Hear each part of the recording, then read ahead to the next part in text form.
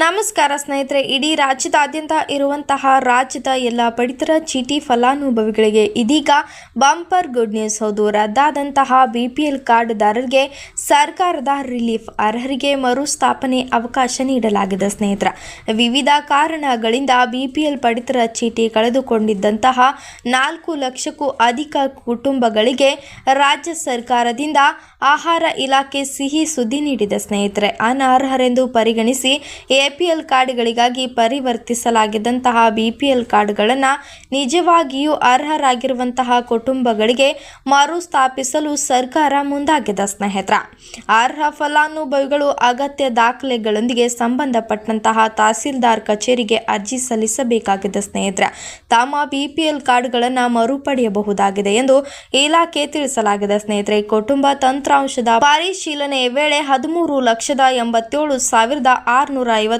ಅನರ್ಹ ಪಡಿತರ ಚೀಟಿಗಳು ಪತ್ತೆಯಾಗಿದ್ದ ಹಿನ್ನೆಲೆಯಲ್ಲಿ ಈ ಪರಿಶೀಲನೆ ಕೈಗೊಳ್ಳಲಾಗಿದೆ. ಸ್ನೇಹಿತರೆ, ಸರ್ಕಾರದ ಸೂಚನೆಯಂತೆ ನಿಜವಾದ ಅರ್ಹರು ತಮ್ಮ ಆದಾಯ, ಕುಟುಂಬ ಹಾಗೂ ಇತರೆ ಅಗತ್ಯ ದಾಖಲೆಗಳನ್ನು ಸಲ್ಲಿಸಿ ನಿಗದಿತ ಪ್ರಕ್ರಿಯೆ ಮೂಲಕ ಬಿಪಿಎಲ್ ಕಾರ್ಡ್ ಮರುಸ್ಥಾಪನೆ ಅರ್ಜಿ ಸಲ್ಲಿಸಬಹುದಾಗಿದೆ. ಸ್ನೇಹಿತರೆ, ಅದರಂತೆಯೇ ಈ ಕುರಿತು ಇದೀಗ ಬಿಗ್ ಅಪ್ಡೇಟ್ ಒಂದನ್ನು ನೀಡಲಾಗಿದೆ. ಸ್ನೇಹಿತರೆ, ಇಲ್ಲಿದೆ ನೋಡಿ ಮಾಹಿತಿ. ರಾಜ್ಯದಲ್ಲಿ ನಿಯಮ ಉಲ್ಲಂಘನೆ ಹಾಗೂ ಇತರೆ ತಾಂತ್ರಿಕ ಕಾರಣಗಳಿಂದಾಗಿ ರದ್ದಾಗಿದ್ದಂತಹ ಬಿಪಿಎಲ್ ಪಡಿತರ ಚೀಟಿಗಳನ್ನು ಮರುಪಡೆಯಲು ಸಾರ್ವಜನಿಕರಿಗೆ ಸರ್ಕಾರ ಮತ್ತೊಂದು ಸುವರ್ಣಾವಕಾಶ ನೀಡಲಾಗಿದೆ. ಸ್ನೇಹಿತರೆ, ಈ ಹಿಂದೆ ಬಿಪಿಎಲ್ ಕಾರ್ಡ್ಗಳ ಮರುಸ್ಥಾಪನೆ ವಿಧಿಸಲಾಗಿದ್ದಂತಹ 45 ದಿನಗಳ ಕಾಲ ಅವಕಾಶವನ್ನು ಈಗ ರದ್ದುಗೊಳಿಸಲಾಗಿದ್ದು, ಅರ್ಹ ಕುಟುಂಬಗಳು ಯಾವುದೇ ಆತಂಕ ಇಲ್ಲದೆ ಅರ್ಜಿ ಸಲ್ಲಿಸಬಹುದಾಗಿದೆ. ಸ್ನೇಹಿತರೆ, ರಾಜ್ಯ ಸರ್ಕಾರದಿಂದ ನಡೆಸಲಾಗಿದ್ದಂತಹ ಪರಿಶೀಲನೆಯಲ್ಲಿ ಒಟ್ಟು 13,87,651 ಪಡಿತರ ಚೀಟಿಗಳು ನಿಯಮಾವಳಿಗಳಿಗೆ ವಿರುದ್ಧವಾಗಿರುವುದು ಪತ್ತೆಯಾಗಿದ್ದವು. ಸ್ನೇಹಿತರೆ,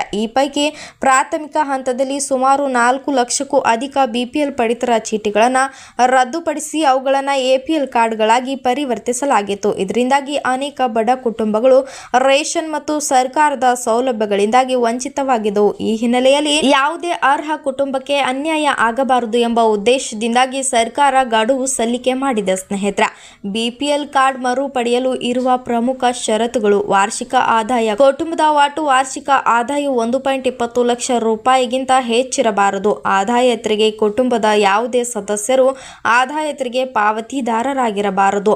ಹೌದು, ಅರ್ಜಿದಾರರ ಹೆಸರಿನಲ್ಲಿ 7 ಎಕರೆಗಿಂತ ಹೆಚ್ಚಿನ ಕೃಷಿ ಭೂಮಿ ಇರಬಾರದು. ಈ ಮೇಲಿನ ಷರತ್ತುಗಳಿಗೆ ಒಳಪಡುವಂತಹ ನಾಗರಿಕರು ಅಗತ್ಯ ದಾಖಲೆಗಳೊಂದಿಗೆ ತಮ್ಮ ತಾಲೂಕಿನ ತಹಸೀಲ್ದಾರ್ ಕಚೇರಿಗೆ ಭೇಟಿ ನೀಡಿ ಅರ್ಜಿ ಸಲ್ಲಿಕೆ ಮಾಡಬೇಕಾಗಿದೆ. ಸ್ನೇಹಿತರೆ, ಅರ್ಜಿ ಸಲ್ಲಿಕೆಯಾದ ಬಳಿಕ ತಹಸೀಲ್ದಾರ್ ನೇತೃತ್ವದ ತಂಡವು ಸ್ಥಳ ಪರಿಶೀಲನೆ ಹಾಗೂ ದಾಖಲೆಗಳ ಮರುಪರಿಶೀಲನೆ ನಡೆಸಲಾಗಿದೆ. ಸ್ನೇಹಿತರೆ, ಅರ್ಹತೆ ದೃಢಪಟ್ಟ ತಕ್ಷಣವೇ ಬಿಪಿಎಲ್ ಕಾರ್ಡ್ ಅನ್ನು ಮರು ಸಕ್ರಿಯಗೊಳಿಸಲು ಆಹಾರ ಇಲಾಖೆ ಉಪನಿರ್ದೇಶಕರಿಗೆ ಸೂಚನೆ ನೀಡಲಾಗಿದೆ. ಸ್ನೇಹಿತರೆ, ರಾಜ್ಯದಲ್ಲಿ ಹೊಸ ಸರ್ಕಾರ ಅಧಿಕಾರಕ್ಕೆ ಬಂದಾಗಿನಿಂದ ಇಲ್ಲಿಯವರೆಗೂ ಯಾವುದೇ ಹೊಸ ಬಿಪಿಎಲ್ ಕಾರ್ಡ್ಗಳನ್ನು ವಿತರಣೆ ಮಾಡಲಾಗಿಲ್ಲ. ಸದ್ಯ ಬಾಕಿ ಉಳಿಸಿರುವಂತಹ ಸುಮಾರು 2.90 ಲಕ್ಷ ಹೊಸ ಅರ್ಜಿಗಳನ್ನು ವಿಲೇವಾರಿ ಮಾಡುವ ಮುನ್ನ ಈಗ ರದ್ದಾಗಿರುವಂತಹ ಅರ್ಹ ಕುಟುಂಬಗಳನ್ನು ಸರಿಪಡಿಸುವುದು ಸರ್ಕಾರದ ಮೊದಲ ಆದ್ಯತೆಯಾಗಿದೆ. ಸ್ನೇಹಿತರೆ, ಇವೆಲ್ಲವೂ ಮುಗಿದ ಬಳಿಕವೇ ಹೊಸ ಕಾರ್ಡ್ಗಳ ವಿತರಣೆಗೆ ಪ್ರಕ್ರಿಯೆ ಪ್ರಾರಂಭವಾಗಲಿದೆ. ಸ್ನೇಹಿತರೆ, ಇದೇ ವೇಳೆ ಸತತ 6 ತಿಂಗಳ ಕಾಲ ಪಡಿತರ ಧಾನ್ಯಗಳನ್ನು ಪಡೆಯದೇ ಇರುವಂತಹ ಬಿಪಿಎಲ್ ಕಾರ್ಡ್ಗಳನ್ನು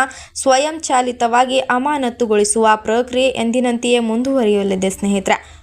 ಮುಂದುವರಿಯಲಿದೆ ಎಂದು ಇಲಾಖೆ ಹಿರಿಯ ಅಧಿಕಾರಿಗಳು ಸ್ಪಷ್ಟಪಡಿಸಿದ್ದಾರೆ. ಸ್ನೇಹಿತರೆ, ಒಟ್ಟಿನಲ್ಲಿ ಹೇಳುವುದಾದರೆ ಯಾರಿಗೆಲ್ಲ ಫಲಾನುಭವಿಗಳ ಪಡಿತರ ಚೀಟಿದಾರರಿಗೆ ಮುಂದುವರಿಯಲಿದೆ ಎಂದು ಇಲಾಖೆ ಹಿರಿಯ ಅಧಿಕಾರಿಗಳು ಸ್ಪಷ್ಟಪಡಿಸಿದ್ದಾರೆ. ಸ್ನೇಹಿತರೆ, ಒಟ್ಟಿನಲ್ಲಿ ಹೇಳುವುದಾದರೆ ಯಾರೆಲ್ಲ ಫಲಾನುಭವಿಗಳ ಬಿಪಿಎಲ್ ಪಡಿತರ ಚೀಟಿ ರದ್ದಾಗಿದೆಯೋ ಅಂತವರಿಗೆ ಮಾತ್ರ ಇದು ನೆಮ್ಮದಿ ನೀಡಿದೆ. ಮತ್ತೊಂದೆಡೆ ಈ ಮಹತ್ವದ ನಿರ್ಧಾರದಿಂದಾಗಿ ಅನರ್ಹರಿಗೆ ಬಿಗ್ ಶಾಕ್ ಕೊಟ್ಟಂತಾಗಿದೆ ಎಂದರೆ ತಪ್ಪಾಗಲಾರದು. ಸ್ನೇಹಿತರೆ.